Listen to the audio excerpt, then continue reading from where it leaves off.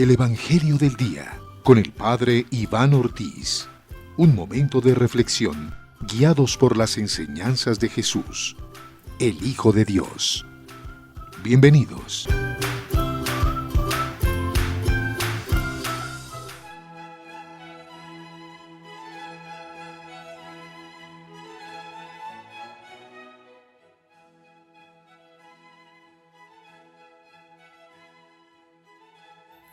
Queridos hermanos y hermanas, muy buenos días. Les habla el Padre Iván Ortiz para la reflexión del Evangelio del día de hoy. En el nombre del Padre, y del Hijo, y del Espíritu Santo. Amén. Oh Espíritu Santo, que hacéis elocuente la lengua de los niños, instruid la nuestra. Haced descender sobre ella todas vuestras bendiciones. Danos inteligencia para comprender tu palabra, facilidad y abundancia de palabras para expresarnos bien, memoria para retenerla y ponerla en práctica. Abridnos la entrada a la ciencia divina, Jesucristo. Dirigid nuestros proyectos y haced que lleguen a un feliz término, por Jesucristo nuestro Señor. Amén. Espíritu Santo, ilumínanos y santifícanos. Ave María Purísima, sin pecado concebida, María Santísima. Del Santo Evangelio según San Marcos, capítulo 3, versículos 13 a 19. En aquel tiempo Jesús subió al monte. Llamó a los que él quiso y se fueron con él. E instituyó 12 para que estuvieran con él y para enviarlos a predicar, y que tuvieran autoridad para expulsar demonios. Simón, a quien puso el nombre de Pedro, Santiago el de Zebedeo, y Juan, el hermano de Santiago, a quienes puso el nombre de Boanerges, es decir, los hijos del trueno. Andrés, Felipe, Bartolomé, Mateo, Tomás, Santiago el de Alfeo, Tadeo, Simón el de Caná, y Judas Iscariote el que lo entregó. Palabra del Señor, gloria a ti, Señor Jesús. Compartimos, queridos hermanos y hermanas, la reflexión del Evangelio en el día de hoy, en el que Marcos nos presenta esta lista de los apóstoles, una lista que comparten también Lucas, Mateo en sus evangelios, que no nos la presenta directamente Juan, pero pues los evangelistas Mateo, Marcos y Lucas nos comparten esta lista, ¿verdad? Pero mirando el texto, a ver, Jesús sube al monte. Asimismo, como lo hacía Moisés en el Antiguo Testamento, se dejaba ayudar de algunos a los que él instituía en los asuntos de lo que tenía que ver con el cotidiano vivir y compartir de los que iban allí caminando por el desierto, que eran más o menos unos 600,000. Entonces Moisés no puede con todos y le dicen: Moisés, tienes que nombrar a algunos. Entonces Moisés instituye a algunos de entre el pueblo para que le ayuden en estos asuntos, ¿no? Asimismo Jesús sube al monte y llama a los que él quiere. Y esto es un acto libre de Jesús, un acto de amor de Jesús, de llamar, ¿verdad? Qué bueno que los jóvenes recibieran esa llamada, ¿verdad?, del Señor, y si la reciben, que sean generosos con él. Y el texto dice, se fueron con él. Eso es bien importante, ¿no? El discípulo que ha sido llamado, bueno, para ser discípulo, para ser apóstol, primero se va con Jesús. Hay que irse con Jesús. Por eso el que decide ser sacerdote no puede quedarse en su casa y decir, yo recibo la formación a distancia o en algunos módulos, ¿verdad? No se puede. Lo mismo la religiosa, se va a preparar el religioso.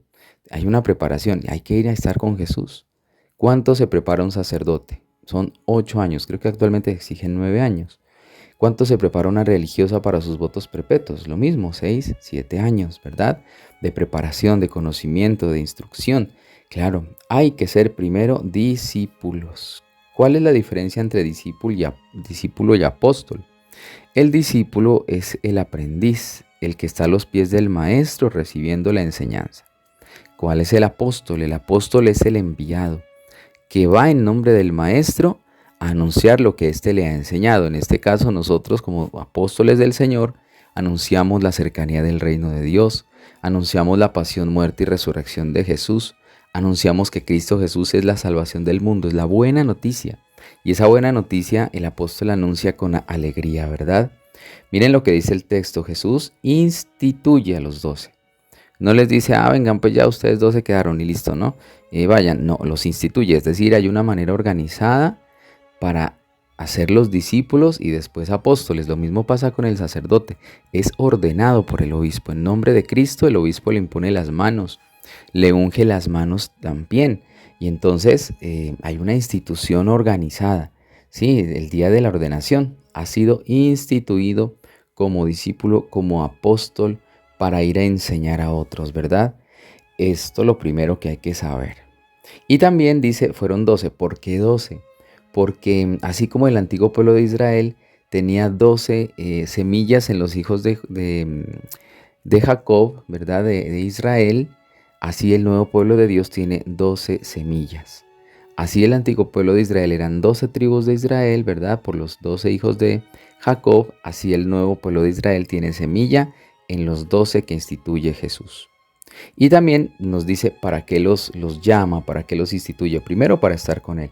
El discípulo, el que va a ser apóstol enviado, primero tiene que estar con Jesús, en la oración, en la lectura de la palabra, en la visita al Santísimo, en la Eucaristía, ¿verdad? El discípulo está a los pies del Maestro y después va a ser apóstol enviado, ¿verdad? Y también para enviarlos a predicar es lo segundo. Es la predicación del reino, es el anuncio gozoso de la cercanía del reino de Dios, el querigma, lo que decimos el querigma, ¿verdad? El apóstol anuncia a Cristo, predica de Él, habla de Él, ¿no? Habla de Cristo Jesús a tiempo y a destiempo. Y lo tercero, sí, la autoridad que tienen los apóstoles para expulsar los demonios. Miren, los sucesores directos de los apóstoles obviamente son los obispos, ¿es cierto? El Papa es sucesor del apóstol Pedro, los demás obispos de los demás apóstoles. Pero nosotros hacemos parte también de esta iglesia que es apostólica. ¿Por qué? Porque en Cristo que envió a estos 12 ha sido fundada la iglesia, es decir, hay un cimiento apostólico. Pero todos somos discípulos y apóstoles, ¿verdad? Pero la autoridad, por ejemplo, para expulsar demonios en una diócesis la tiene plenamente el obispo. Él es el exorcista de una diócesis, pero como el obispo no se puede ocupar tal vez por razones pastorales de los casos que se presenten de posesión diabólica, él delega a un sacerdote para ser el exorcista de la diócesis, ¿verdad? Pero los demonios le están sometidos a la autoridad de Cristo en la iglesia. La iglesia tiene la autoridad de Cristo para expulsarlos. ¿Cuál es el miedo a veces del demonio, del diablo, verdad? No, le están sometidos a la iglesia. Aquí aparecen los nombres de los apóstoles. El primero, Simón, ¿no? A quien le pone el sobrenombre de Pedro, Kefa, ¿no? Que significa piedra. Santiago y Juan, que son los Boanerges, lo que significa los hijos del trueno. Algunos dicen porque eran de pronto malgeniados o bravos, porque eran de pronto impulsivos. Sí, pero también hay otra explicación, que ellos pueden ser también aquellos que siempre van hacia adelante, ¿verdad? Nos dice el texto que también aparecen Andrés, Felipe, que por lo general aparecen siempre juntos. Bartolomé, que en el Evangelio de Juan es Natanael. Mateo, que es Leví también. Tomás, que el evangelista Juan lo va a llamar el dídimo o el gemelo o el mellizo. Santiago el de Alfeo, aquí aparece otro Santiago, que se le llama Santiago el menor para diferenciarlo de Santiago el de Zebedeo. Tadeo, que también es conocido como Judas Tadeo, ¿verdad? Pero aquí se lo llama como Tadeo. Simón el de Caná, que algunos dicen era el celote, ¿verdad? Que es otro Simón, pues que aparece allí. Y Judas el de Iscariot, o también Iscariote, ¿verdad? Dice el texto, desde aquí ya se anuncia el que lo entregó, ¿verdad? Entonces allá aparece cómo hacen su misión los apóstoles, dónde desempeñan su misión. Por lo menos sabemos de Pedro que él llegó hasta Roma, y en Roma él fue crucificado, y él pidió ser crucificado boca abajo en una cruz invertida, más o menos en el año 64 después de Cristo. El hermano de Pedro, ¿no? Hay historiadores que dicen que él estuvo por allá en Grecia, y también allá él fue azotado y luego crucificado. Juan, el apóstol, el amado, ¿verdad? Fue el único que murió de anciano, aunque sufrió un tormento en la época del emperador Diocleciano, que le pedía ser a él adorador del emperador, pero él se rehúsa, obviamente, ¿no? Y dice, no, el único rey es Cristo Jesús, pero él no muere en ese martirio, él muere de anciano.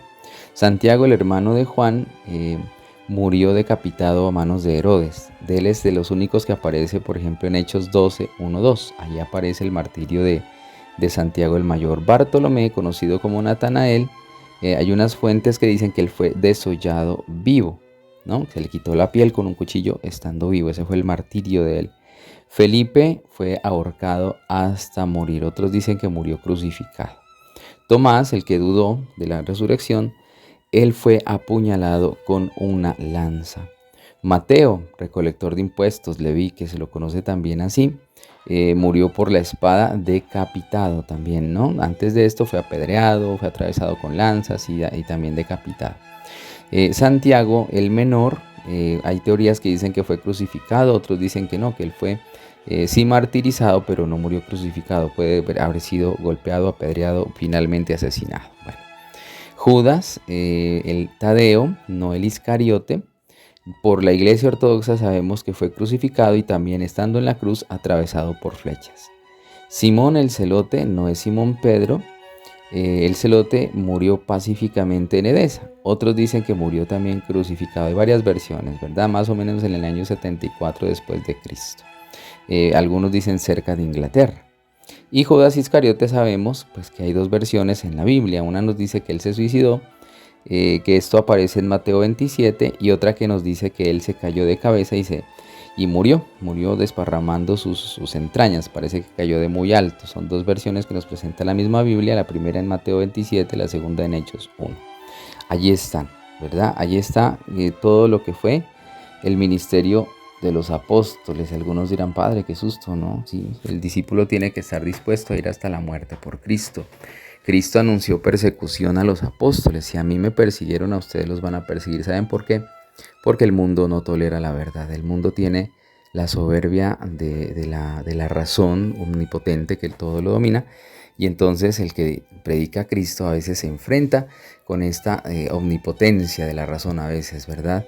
Con la soberbia, con la mentira, con la impureza. Y el discípulo, el apóstol, tiene que estar dispuesto a renunciar a todo esto, ¿verdad? Y en nombre de Cristo, a predicar y anunciar la verdad. Pidámosle al Señor que nos dé la valentía de los apóstoles para poder anunciarlo con verdad y justicia. Que el Señor nos bendiga en este día y nos acompañe en el nombre del Padre y del Hijo y del Espíritu Santo. Amén. Ave María Purísima, sin pecado concebida. María Santísima, un feliz día para todos en la presencia del Señor. Hagamos vida lo que hemos escuchado.